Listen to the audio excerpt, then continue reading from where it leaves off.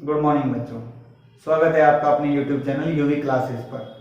आज यहाँ पर आपके सामने वापस हम क्लास 10th की जो साइंस के अंदर बहुत इंपॉर्टेंट पार्ट है फिजिक्स, मतलब भौतिक विज्ञान, उसके अंदर आज हम 6th लेक्चर लेके आए हैं। जैसे कि मैंने आपको यहाँ दिखाया हुआ, यहाँ पे आपको दिख रहा होगा, हमने लेक्चर फर्स्ट के अंदर इलेक्ट्रिक करंट पढ़ा था। इलेक्ट्रिक करंट क्या होता है। लेक्चर सेकंड के अंदर मैंने आपको यहाँ पे आगे पोटेंशियल और पोटेंशियल डिफरेंस पढ़ाया था। लेक्चर थर्ड के अंदर मैंने आपको यहाँ ओम्स लॉ के बारे में बताया था। लेक्चर फोर्थ के अंदर हमने रेजिस्टेंस और उस रेजिस्टिविटी देखा था। और लेक्चर फिफ्थ जो कि हमारा जस्ट प्रीवियस लेक्चर था, उसके अंदर हमने क्या देखा था यहाँ पे कि रेजिस्टेंस को सीरीज ऑर्डर में किस हिसाब से ऐड किया जाता है। आज उसी बात को उसी क्रम में हम आगे बढ़ते हुए रेजिस्टेंस का जो कॉम्बिनेशन था, उनका संयोजन का जो क्रम था, मैंने आपको बताया था दो टाइप का होता है, एक तो सीरीज और एक पैरेलल। तो जिसमें मैं आपको सीरीज में करवा चुका था, आज है पैरेलल की बारी, तो आज हम वो करेंगे। और मैं उम्मीद करता हूं कि जो आपको लेक्चर प्रीवियस अलॉट करा था वो आप रेगुलर देखते जा रहे होंगे, ठीक है। तो आप रेगुलर देखते जाए, मैंने 3 रेजिस्टेंस का करके बताया था आपको, और अब आपने आगे करके देखा होगा। और इसके क्वेश्चंस भी हम जल्दी करेंगे, मैंने जैसा आपको कहा है, हो सकता है आज हम करेंगे इसके क्वेश्चन। साथ साथ बच्चों आपने देखा होगा कि इसी चैनल पे आपको मैथ का जो वैदिक गणित का पार्ट है वो भी बहुत अच्छे से पढ़ाया जा रहा है। वो भी क्लास आप रेगुलर लेते रहें और साथ साथ मैथ भी तैयार करें। तो मैं उम्मीद कर रहा हूँ आपके मैथ और साइंस जैसे जो कॉम्प्लिकेशंस जो क्रिएट होती है, जो इतने इंपॉर्टेंट सब्जेक्ट हैं, इनके जो मेन पार्ट है वो आपको यहाँ करवाए जा रहे हैं। और आप विश्वास माने, आपको यहाँ पे जो पढ़ाया जा रहा है बहुत बेसिक से पढ़ाया जा रहा है, और इससे बाहर आपको मैं उम्मीद करता हूं कि पेपर के अंदर कुछ भी नहीं मिलेगा अगर आप यहाँ प्रैक्टिस करते हैं तो। साथ साथ आप अपनी मेहनत भी करते जाएं। चलो अब हम अपने टॉपिक पे आगे बढ़ते हैं।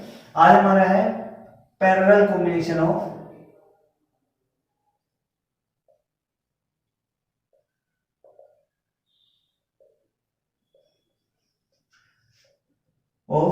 रेजिस्टेंस।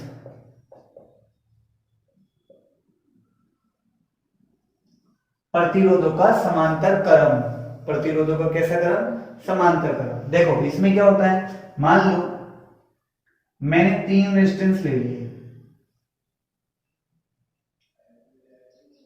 पहला है R1, दूसरा R2, तीसरा है R3।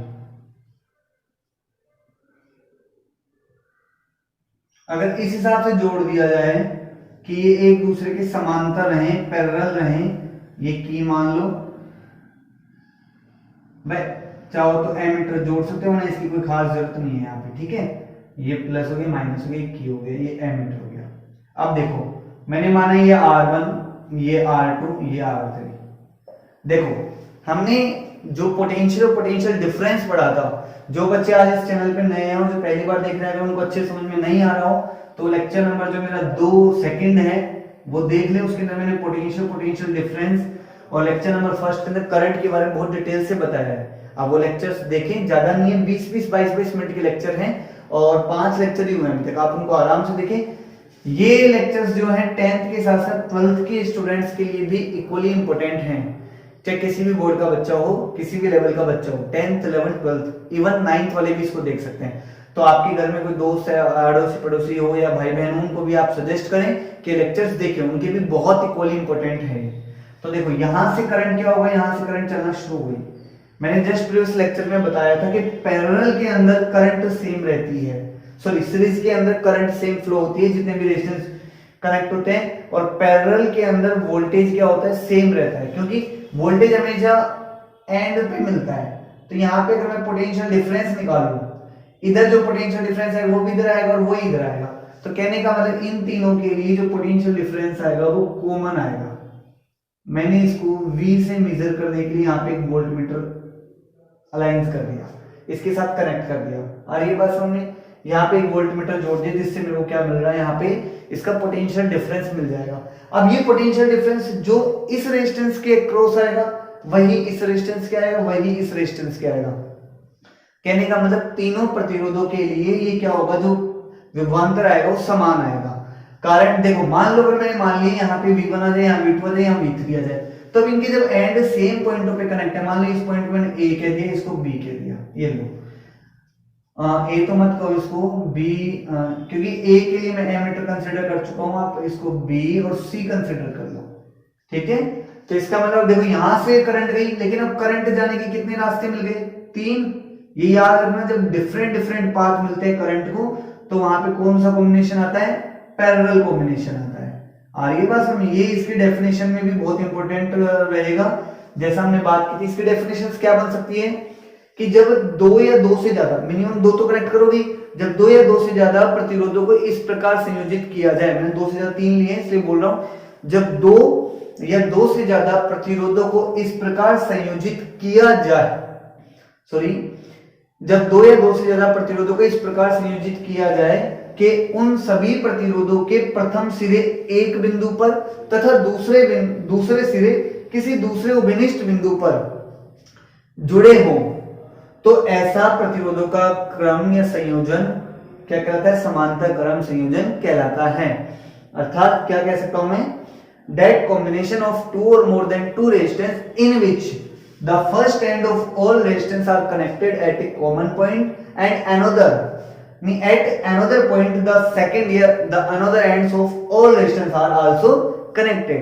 This type of combination of resistance is known as parallel combination of resistance. I hope so आपको सबको समझ में आ रहा होगा, आ रहा है समझ में। अब देखो आगे क्या होता है। जब अब हमने क्या देखा, यहाँ पे 3 रास्ते आ रहे हैं, तो मान लो R1 में से निकलने वाली करंट मैंने मान लिया I1, ये I2 और ये क्या है I3। इस हिसाब से 3 करंट हो गई। अगर कई बार क्या होता है, बच्चों के दिमाग में डाउट आता है कि सर इसको V1 कंसीडर करो, आप मान सकते हो चाहो तो कि मैं इसके कोरेस्पोंडिंग पोटेंशियल V1, इसके कोरेस्पोंडिंग V2, इसके कोरेस्पोंडिंग V3। इवन ये तीनों सेम होंगे, बराबर होंगे तीनों रेजिस्टेंस, लेकिन हमने क्या मान लिया V1, V2, V3 अलग अलग भी मान लिया 1 मिनट के लिए। तो हम क्या लिखेंगे, आपने परिभाषा लिख ली होगी, डेफिनेशन जो मैंने बोला। उसके बाद देखो इसको क्या लिख सकते हैं, when two or more than two resistors are connected in such a way that their first ends are connected at a point and their second या another ends are also connected on another common point. This type of combinations of resistance is called as parallel combination of resistance. समझ में आ गई आपको? अब अगर ये समझ में आ गई तो हम क्या लिखेंगे, मैंने क्या कहा था, by condition of parallel combination, मतलब समांतर क्रम के संयोजन की शर्त से, समांतर क्रम के संयोजन की शर्त से, इसको पार्श्व क्रम भी बोलते हैं। कई हिंदी की बुकों में लिखा हो सकता है कि प्रतिरोधों का पार्श्व क्रम, ठीक है। तो पैरेलल कॉम्बिनेशन, इसमें क्या होगा, हम क्या जानते हैं, फर्स्ट कंडीशन क्या होती है, the potential difference across all resistance be equal। कुछ बच्चे क्या करते हैं, इसको साथ साथ उतारते जाते हैं, नहीं ऐसा नहीं है। क्यों भाई, जो बोल रहा हूं उसमें कई बार क्या होता है, लिखते कुछ करेक्शन भी करते हैं। मैं आपको पूरा टाइम देता हूं, आप आराम से उतारा करें, पहले एक बार समझा करें। The potential difference across the all resistance be equal, that is हम क्या लिख सकते हैं, V1 बराबर V2 बराबर V3 बराबर V4 अप टू, अब देखो जो बैटरी का पोटेंशियल होगा वही तो यहां लग रहा है कि बैटरी के पैरेलल में तो 3 जा रही है, तो इसका मतलब मान लो इसका पोटेंशियल मैंने V मान लिया, ठीक, किसके बराबर होगा, V के। इक्वेशन नंबर फर्स्ट, आगे बात समझ में। सिमिलरली सेकंड कंडीशन क्या होती है, द रेजिस्टेंस, अरे क्या हो गया, the current passing through each resistance be different या be distributed। तो इसका मतलब, अब आप दिमाग लगाओ, मैंने क्या कहा, I बराबर I1 plus I2 plus I3। देखो आपको स्किप नहीं करना है लेक्चर्स को, कई फास्ट फॉरवर्ड करते हैं या आगे करके तुरंत देखते हैं, ऐसे आपको समझ में नहीं आएगा। छोटे छोटे लेक्चर बनाता हूं, ज्यादा बड़ा लेक्चर नहीं बनाता, आपको स्किप नहीं करना है, कंटिन्यू देखते जाना है। देखो यहां से I जो जा रही है, टोटल I जा रही है, ये किसके बराबर होगी, I1 plus I2 plus I3 के बराबर होगी तीनों के। तो इसका मतलब मैं लिख सकता हूं I बराबर I1 plus I2 plus I3, equation number second. Sorry बच्चों, देखो क्या आ गया, आई बराबर I1 plus I2 plus I3, समझ में आ रहा है। अब देखो, अब हमें क्या करना है, फ्रॉम ओम्स लॉ की सहायता से देखो हमने क्या किया, यहां देखो समांतर क्रम संयोजन की शर्तों से हमने क्या देखा कि जितने भी पैरेलल क्रम में मतलब समांतर क्रम में प्रतिरोध जुड़े होते हैं उनके अक्रॉस में जो पोटेंशियल डिफरेंस होता है वो क्या होता है, सेम होता है, विभवांतर समान होता है, इसलिए ऐसा हुआ। दूसरा कि प्रत्येक प्रतिरोध से गुजरने वाली जो धारा होगी वो भिन्न भिन्न होगी, अर्थात I बराबर ये हो गया।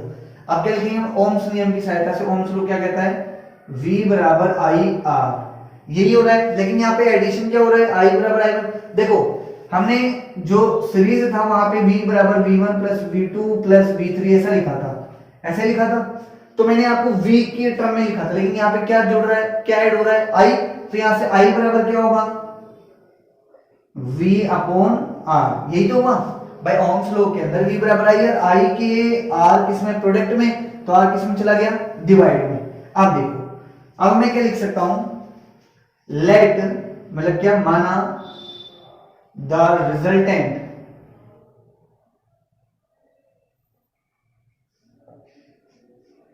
Resistance of circuit is RP, RP मतलब रेजिस्टेंस ऑफ पैरेलल ऑर्डर, ठीक है। मतलब इस पूरे को जोड़ा, जैसे देखो ये इक्विवेलेंट का क्या चक्कर होता है, मतलब क्या लिखा हमने, माना कि सर्किट ये परिपथ का जो तुल्य प्रतिरोध है वो कितना है, आरपी है। अब ये क्या होता है तुल्य प्रतिरोध, इसकी हिंदी बोली थी अभी तो। देखो तुल्य प्रतिरोध क्या होता है, इक्विवेलेंट रेजिस्टेंस। मान लो एक फ्रिज है, एक कूलर है, या फिर मान लो ये एक बल्ब है, ये कूलर लग रहा है और ये एक वॉशिंग मशीन है। तो जब आप मार्केट में कोई तार वगैरह कुछ लेने जाते हो बिजली का, भाई एक तार है बिजली वाले को बोला, तो बिजली वाला क्या पूछता है, भैया क्या क्या चलाओगे, क्यों फ्री, आप बोलते हो भैया 2 कूलर चलाऊंगा एक ही, तो वो सबसे मोटा पतला तार, क्यों, वो ये देखता है कि कितना लोड चला रहे, कितना उसके ऊपर लोड पड़ेगा तार के ऊपर, ताकि वो जले नहीं। तो वही बात, टोटल लोड को, टोटल जो प्रतिरोध आ रहा है उसको मैंने आरपी मान लिया, भाई वही तो निकालना है। तो इसका मतलब अगर ऐसा होगा, सो अब इसके लिए ओम्स लॉ क्या बनेगा, देखो V तो समय बराबर आ रहा है, तो मैं क्या लिखूंगा, सो I बराबर, भाई टोटल करंट V यहां से निकला I बराबर V समान आ रहा है RP। ये तो किसके लिए आ गया, तुल्य के लिए आ गया, ठीक है। एक मिनट नोट करो इसे, आप इसे नोट करो, अब आराम से नोट करो, देखो जल्दबाजी नहीं करनी है, टाइम खूब देता हूं।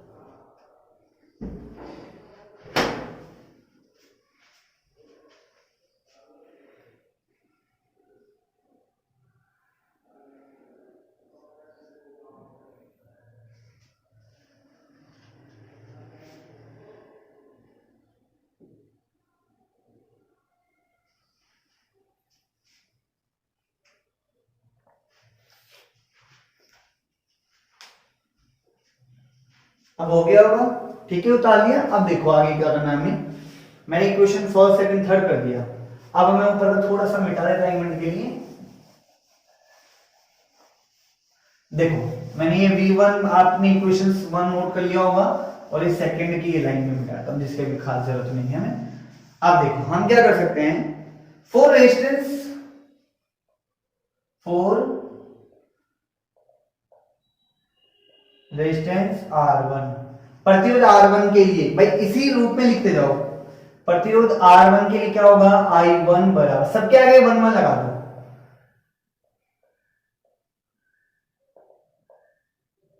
फॉर रेजिस्टेंस R2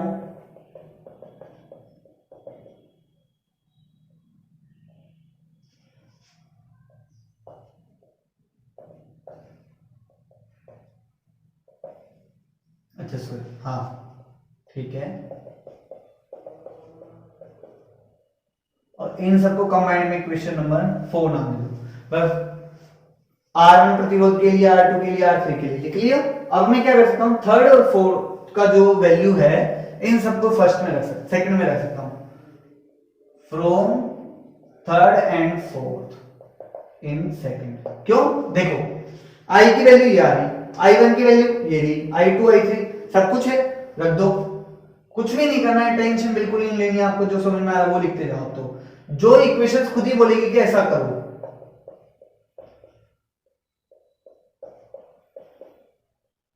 ऐसा हो गया ठीक है। अब ये मिटा दो, ये आप नोट कर चुके थे। अब देखो अब क्या करना है, फ्रॉम फर्स्ट इक्वेशन, फर्स्ट क्या करी थी, v1 बराबर v2 बराबर v3 up to and v बराबर v ऐसा ही था। तो एक की मदद से सारे बराबर हो गए v के, तो निकाल दो बाहर। v कॉमन ले लिए भाई, सारे बराबर हो गए ना, तो ये क्या आ गया।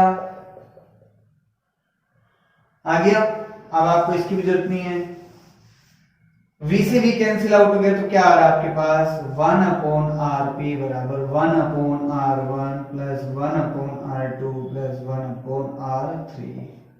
आ गई बात समझ में। इसी प्रकार फॉर n रेजिस्टेंस, अगर n रेजिस्टेंस से कनेक्ट हो, n रेजिस्टेंस जुड़े हों, तो क्या आता है,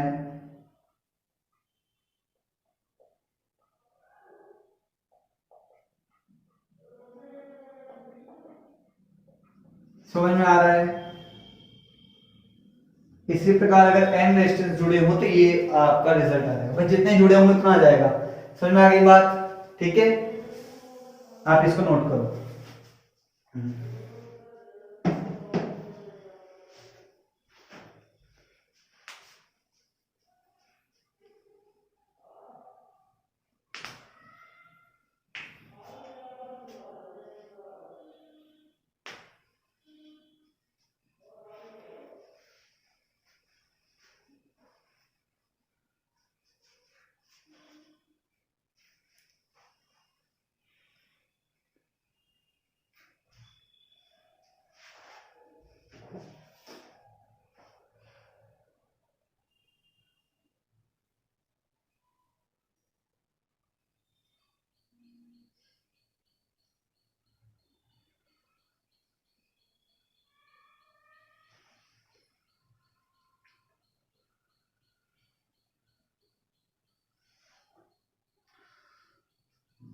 ये आई है बच्चों, गलत मत कर लेना,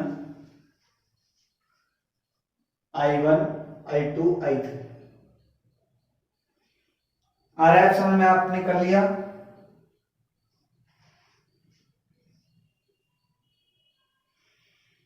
कर दूं रफे से, आप देखो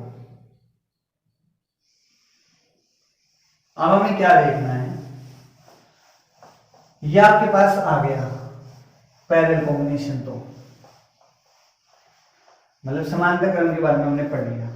जनरली कई बार क्या होता है, दो का बहुत ज्यादा दे देता है। मान लो आपको यूं दे दी सर्किट,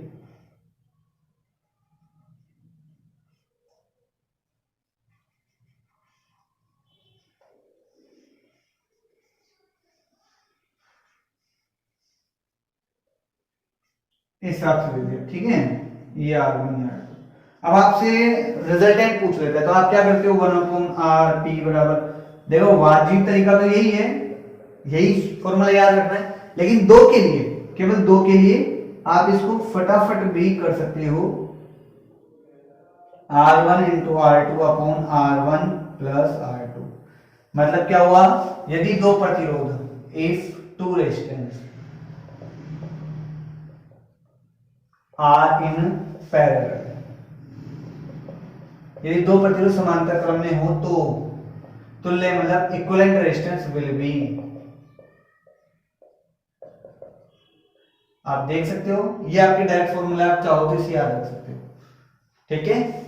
भाई इससे बार बार इसको एलसीएम लोगे सोल्व करोगे, उससे बड़ा मेथड से बचने का एक तरीका है वो, बाकी इससे सोल्व करोगे तो भी आंसर यही आएगा। अब करके देख लेना, ठीक है, नोट कर लिया होगा आपने।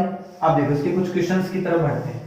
पहले मैं आपको रेजिस्टेंस से रिलेटेड क्वेश्चंस कराऊंगा, फिर आपके जो करंट, पोटेंशियल डिफरेंस, इनसे रिलेटेड जो क्वेश्चंस होंगे वो करवाऊंगा। अब आप देखते जाएं, मैं आपको कुछ क्वेश्चंस इजी देखो, हम क्वेश्चंस का लेवल इजी से टफ की ओर चलेंगे। कैसे क्या होता है देखो, पहला क्वेश्चन, एक दो क्वेश्चन मैं करके दिखाऊंगा, दो तीन मैं आपको घर से करने के लिए दूंगा।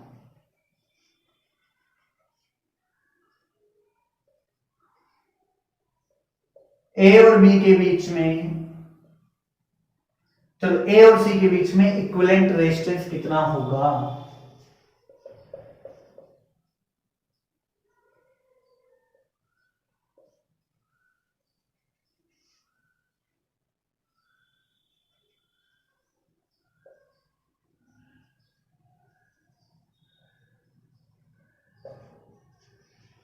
ठीक है,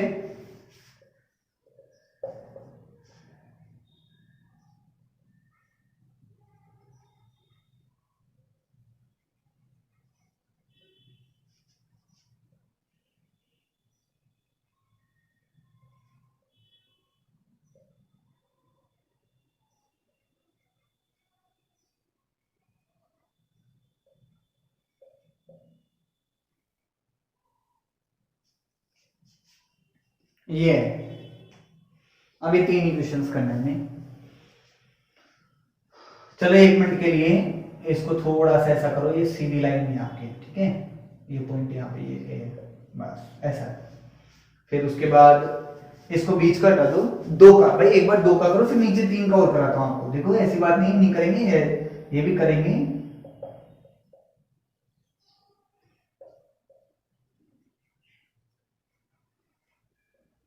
भाई आप लोगों को जो क्वेश्चंस लिखा था वो गलत, ये नहीं हो कि सर वो क्यों नहीं कराया, आप देख सकते हो, ठीक है भाई, स्टेप वाइज चलें तो ठीक रहता है क्वेश्चन। अब एक दो मैं आपको समझा देता हूँ, एक तो मैं आपको देखो सिंपल है बताता हूँ। पहला ये, जब एक ही लाइन में जुड़े हो, करंट के लिए एक ही रास्ता हो, धारा के लिए एक ही रास्ता हो, तो ऐसी जगह श्रेणी क्रम होता है, सीरीज ऑर्डर होता है। तो देखो सॉल्यूशन देखो, पहला जो सॉल्यूशन है, दोनों एक ही रास्ता है, सीधे सीधे जुड़े हुए, सीरीज, ठीक है, क्या मतलब निकल रहा है, सीरीज, ठीक है, बात समझ आ रही है।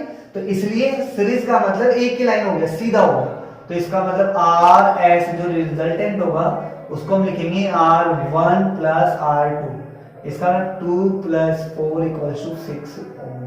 भाई सबके आगे ये सिंबल ओम का आप लगा लेना, रेजिस्टेंस के आगे ओम आता है, इधर भी सबके आगे लगा लेना, ठीक है, ये हो गया फर्स्ट। सेकंड देखो, जब करंट यहां से आ रही है और करंट आने के बाद दो या दो से ज्यादा रास्ते मिले, या मैं ये कह सकता हूं कि अगर जैसे आपको ऐसा मिल जाए कि ऐसे बन रहा है, मतलब दो रास्ते मिल रहे हैं हिसाब से कि पूंछ सी फट रही है, किसी मछली की जैसे पूंछ सी बनी होती है, हिसाब से अगर पूंछ सी फटी हुई मिले, भाई जर्नी शेप में हो, जैसे ये भी दो रास्ते मिल गए, तो वहां पे पैरेलल कॉम्बिनेशंस होता है। जिन दो पॉइंटों के बीच में पूछा जाए, उन दो पॉइंटों के बीच में देखा करो कि करंट कैसे जा रही है, इधर फट रही है ऐसे, तो ये पैरेलल हो गए, तो इसका मतलब 1/R आर ही मान चलो, एस पी छोड़ो, 1/R1 प्लस 1/R2। मैंने आपको सीधा फॉर्मूला भी बताया था, दोनों से करके देखते हैं, लेकिन ये R के बराबर होगा, ये डायरेक्टली ऊपर R के बराबर आएगा, ना कि नीचे R के बराबर, 1/4 के बराबर नहीं आएगा, ये सीधा R के बराबर। देखते हैं, इसको देखते हैं पहले, 1/4 प्लस 1/4, 4 का एलसीएम 4, 4 1 जा 4, 1 into 1 1, 4 1 जा 4, 1 into 1 1, 2/4 which is equals to 1/2 के 2 1 जा 2, 2 2 जा 4, 2 एकम 2, 2 दूनी 4, 1/R। बट ये R चाहिए दिया तो क्रॉस मल्टीप्लाई कर दो, या फिर उल्टा कर दो, जिसको आप इनवर्स रेशियो कहते हो, इनवर्स रेसिप्रोकल लेंगे तो R इक्वल्स टू 2, और क्या आ रहा है ओम के अंदर। इधर से सोल्व करके देखो, मेथड सेकंड देखो, R इक्वल्स टू R1 कितना है आपको, कितना दे रहा है 4, R2 भी कितना दे रहा है 4, अपॉन में कितना 4 प्लस 4, 4 इंटू 4, 4 4 जा 16, 4 चौक 16, 4 और 4 8, कितना आ रहा है 8 दूनी 16, या 8 2 जा 16, आप देख सकते हो इसमें डायरेक्ट ही आगे कोई एलसीएम नहीं लिया, कोई उल्टा सीधा नहीं किया। कई बार आप क्या करते हो, देखो ये याद रखना उल्टा जरूर करना है, ठीक है, समझ में आ गया। तो मेरे हिसाब से आपको ये दोनों समझ में आ रहे हैं। अभी रुको, आपको उतारना नहीं है किसी को भी। अब हम क्वेश्चन थर्ड देख रहे हैं, ठीक है। क्वेश्चन थर्ड देखो, मैंने क्या कहा, जब दो रास्ते मिल जाए पूसी फटी हो तो आपको क्या करना होता है, पैरेलल लगाना होता है। तो ये तो पैरेलल हो गया। एक और बात और ध्यान रखना बच्चों, आपको बताता हूं, अगर दो रेजिस्टेंस ऐसे हो जो पैरेलल में आए तो उनका रिजल्टेंट जस्ट हाफ होता है। तो के लिए जैसे देखो 4 का जस्ट हाफ 2 आंसर है, 6 का 3, देखते आएगा क्या। देखो इधर से पूछ फट रही है, इधर तक फट रही है, इधर पे आ गए तो ये दोनों पैरेलल में। उसके बाद ये सीधी एक लाइन आ रही है, सीधी रेखा बनेगी। कैसे, देखो पहले ये दो नोट करो फिर बताता हूं आपको। इसको कैसे नोट करोगे, इसके लिए मेथड फर्स्ट लिख लेना और ये मेथड सेकंड है आपके। जो भी आपको अच्छा लगे, ये दोनों अच्छे लगे तो दोनों नोट कर लेना।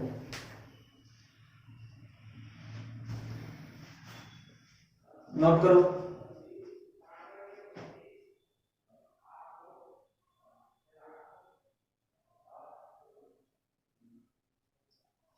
कर लिया होगा नोट आपने। आप देखो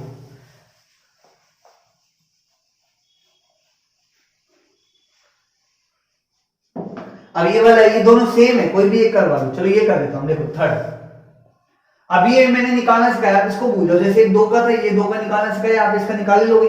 इसका निकालना r बराबर ये आएगा 3 आ गया। तो इसका मतलब इन दोनों का मिला के कितना बन गया, 3 बन गया ना। तो ये कैसा बन गया सर्किट, देखो क्वेश्चन थर्ड का सर्किट ऐसा दिया था।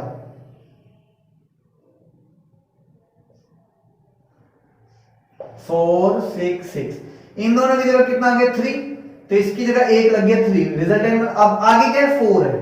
आपको ऐसे ही करना है तोड़ के। भाई दो डायग्राम बन गए, कोई प्रॉब्लम नहीं है, लेकिन समझ में अच्छा आना चाहिए। 3 और ये 4। अब आपको क्या दिख रहा है, इसकी तरह दिख रहा है, 3 4 7, मतलब आप इसको लिख सकते हो R1 आ गया आपके पास, ये मान लिया मैंने R1, तो हम उसको मानते हैं R डैश। तो अब रिजल्टेंट R क्या आएगा, R बराबर R डैश प्लस 4, ये बना। तो R डैश कितना आ रहा है, 3 + 4 = 7 ओम। ये कैसे सोल्व हुआ आप करके देख लेना। Rp बराबर R1 × R2 अपन R1 + R2, अभी भी करके दिखाया है आपको इसका सेम वैसे ही, ठीक है। इसलिए मैंने आपको थोड़ा सा शॉर्ट में लिख दिया, भाई कंफ्यूज नहीं होना, ये लो कहीं आप चक्कर खाओ, ठीक है। करके देख लेना। 6 × 36 अपन 6 × 12 12 के 36 आगे समझ, ठीक है। ये क्वेश्चन आपके होमवर्क के लिए है, 1-2 क्वेश्चन और दे देता हूं, फिर आप इसको नोट कर देखो। अरे ये आपने नोट कर लिया होगा, ये देखो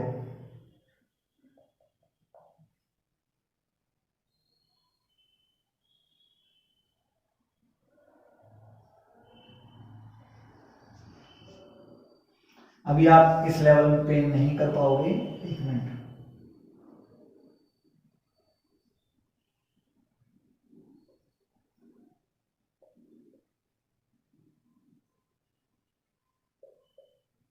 ये निकालना, ठीक है। एक और दे देता हूं आपको आंसर और क्वेश्चन।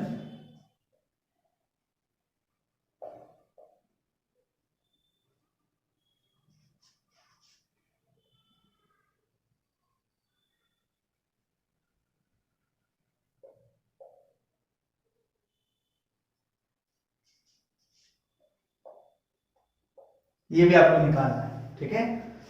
और क्वेश्चन 6 और आप कर लेना। अगले जो नेक्स्ट लेक्चर आएगा उसके अंदर भी हम बहुत सारे क्वेश्चंस करेंगे, रेगुलर प्रैक्टिस करेंगे, साथ साथ आप करते जाएं। और अभी बहुत सारे क्वेश्चंस आपको ऐसे ही और कराऊंगा, और इससे भी बढ़िया क्वेश्चंस कराऊंगा। अभी हमने सीरीज कॉम्बिनेशन मिला है, पैरेलल किया है, तो नॉर्मल लेवल के भी आपके जो बुकों में भी क्वेश्चन होंगे, सारे टाइप के बुकों के या अदर जो मैक्सिमम क्वेश्चन बनेंगे हम करेंगे। तो आप इसी तरह बने रहें, वीडियो को लाइक करें, शेयर करें, और साथ साथ शेयर ज्यादा करें, और साथ साथ कमेंट सेक्शन में बताएं आपको कैसा लगा लेक्चर। कमेंट सेक्शन में आप लोग बताते नहीं है बच्चे लोग, तो आप लोग इसका बारे में बताएं कि मुझे कमेंट सेक्शन में आपको कैसा लगा, क्वेश्चंस कैसे लगे, समझ में आए नहीं है। अगर आप लोगों को जितना अच्छा कमेंट आएंगे, जितना अच्छा आप हमें रेस्पॉन्स होगी, उतने ही बढ़िया मैं क्वेश्चंस आप लोगों के लिए लेके आऊंगा। यकीन मानिए बोर्ड के सारे क्वेश्चंस आपके इसमें से हो जाएंगे। मैं आपके लिए आज के लिए इतना ही लेक्चर है, क्वेश्चन नोट कर लें। थैंक यू वेरी मच दोस्तों।